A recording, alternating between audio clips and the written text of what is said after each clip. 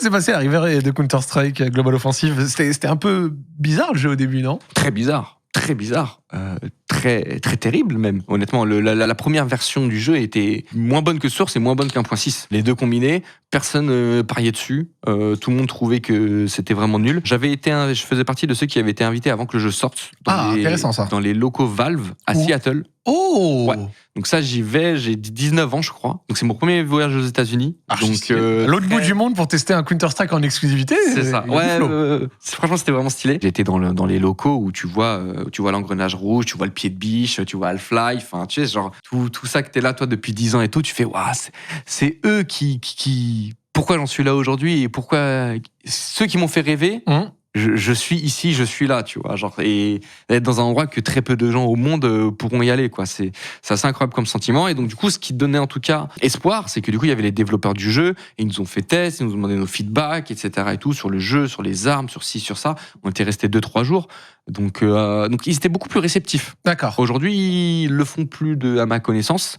Ce qui, je trouve, est vachement dommage. Il faut savoir aussi que l'équipe de développeurs de CS a changé. Okay. Donc, ceux qui étaient là il y a 10 ans ne sont plus là. Malheureusement.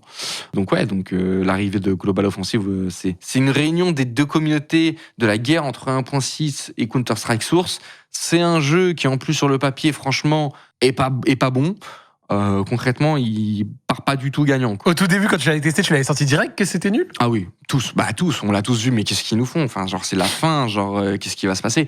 Et en vrai, ce qui a sauvé le truc, c'est que l'année où ils ont sorti CSGO, il me semble qu'il sort en 2013, non? Ou 2012? Fin 2012, 2013, dans voilà. ce là 2012. Grosso modo, un an plus tard, ils sortent les premiers majors. Et donc, ils annoncent un cash price, donc du coup, de la récompense, de 250 000 $. Sachant que jusqu'à présent, on se battait pour des 10, 15, 20, 25 000, quoi, peut-être, les plus gros, voilà. Et là, il y a 250 qui arrivent sur la table. Et là, on fait waouh! Ok. On va jouer au jeu. On va y jouer ton jeu.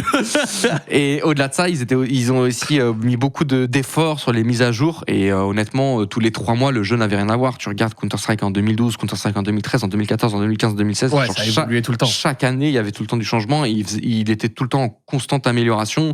Plus l'arrivée des majors, du coup, qui dit première fois qu'il y a un des jeux...